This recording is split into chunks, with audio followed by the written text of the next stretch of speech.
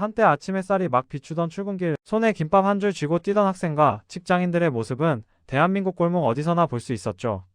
작고 소박한 포장마차나 동네 김밥집에서 김밥 한 줄이면 든든한 한 끼가 되던 시절이 있었습니다. 그러나 지금 그 풍경은 조금씩 사라지고 있습니다. 골목마다 불이 꺼진 김밥집 간판들이 늘어나고 있죠. 이제는 자영업자들 사이에서 김밥집은 아무나 할 수 없는 업종이라는 말까지 나옵니다. 그만큼 현실은 냉혹해졌거든요.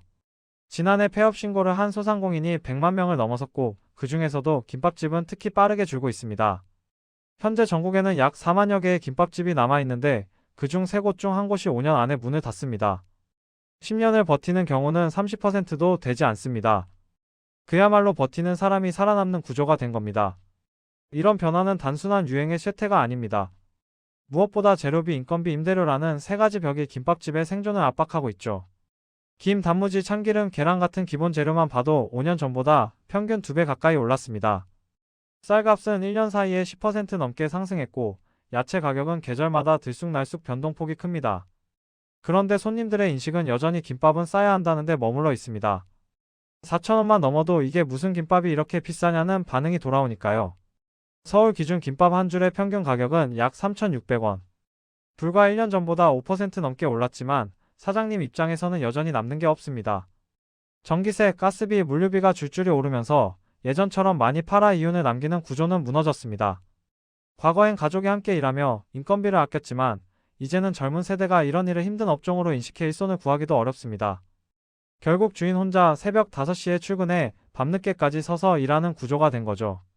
직원 월급은 5년 전보다 약 40%나 올랐지만 매출은 거의 제자리입니다. 주문 즉시 만들어야 하는 특성상 최소한의 인력은 유지해야 하기에 규모가 작은 개인 김밥집일수록 부담이 커집니다. 대형 프랜차이즈는 재료를 대량 구매해서 원가 절감을 어느 정도 할 수 있지만 가맹점 주는 로열티와 물류비를 내야 하니 결국 남는 건 많지 않습니다. 하루 종일 김밥을 말아도 통장에 남는 건 고작 몇만 원일 때도 있죠. 이제 소비자들은 직접 가게에 가기보다 배달 앱을 켭니다. 문제는 그 수수료가 만만치 않다는 거예요. 김밥 한 줄 팔고 나면 플랫폼이 수익의 일부를 가져갑니다. 게다가 프랜차이즈끼리 경쟁이 치열해지면서 가격이나 전쟁까지 벌어지고 있죠. 그 결과 김밥 프랜차이즈들도 속속 문을 닫고 있습니다. 김간에는 500여 개였던 점포가 356개로 줄었고, 바르다 김선생 역시 150개에서 96개로 감소했습니다. 본사 영업이익은 70% 가까이 하락했습니다. 한때 서민의 대표 메뉴였던 김밥이 이제는 가장 수익이 안 나는 업종이 되어버린 겁니다. 소비자 입장에서 보면 또 다른 문제가 있습니다. 김밥은 다른 음식보다 가격 민감도가 높습니다. 즉 500원만 올라도 체감이 큽니다. 이 가격이면 차라리 편의점에서 삼각김밥을 2개 사 먹지 이런 생각을 하게 되죠. 2030 세대의 식사 문화가 편의점과 카페로 이동하면서 김밥집 수요는 급격히 줄었습니다. 실제로 GS25의 김밥류 매출은 작년 대비 42% 상승했고 3년 연속 30에서 40%대 성장세를 보였습니다.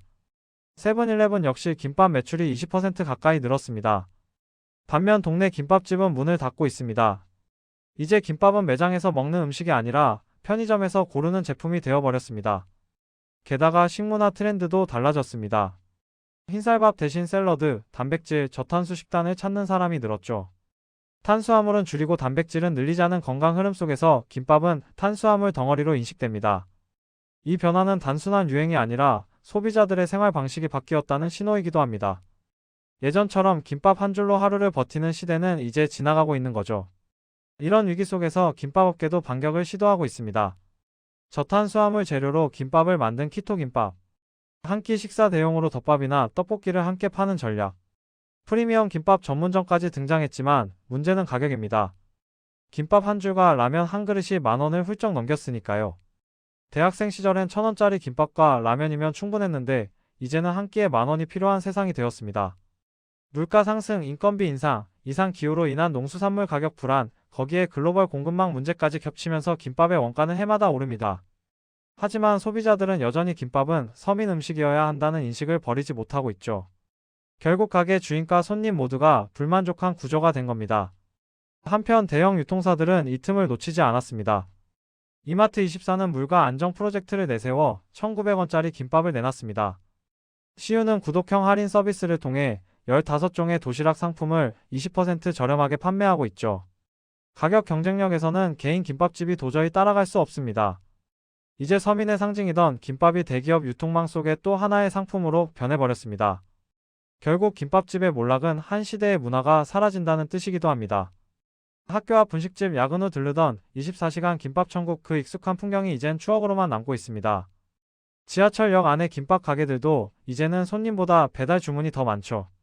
우리가 너무 익숙하게 생각했던 일상의 한 조각이 조용히 사라지고 있는 겁니다. 여러분은 김밥 한 줄의 적정 가격이 얼마라고 생각하시나요? 3,000원이면 괜찮을까요? 아니면 5,000원은 되어야 할까요? 사실 정답은 없습니다. 다만 분명한 건 김밥이 단순한 음식 그 이상이었다는 점이죠. 누군가에겐 하루의 시작이었고 누군가에겐 힘겨운 하루의 위로였던 그 한 줄의 따뜻한 김밥 말입니다.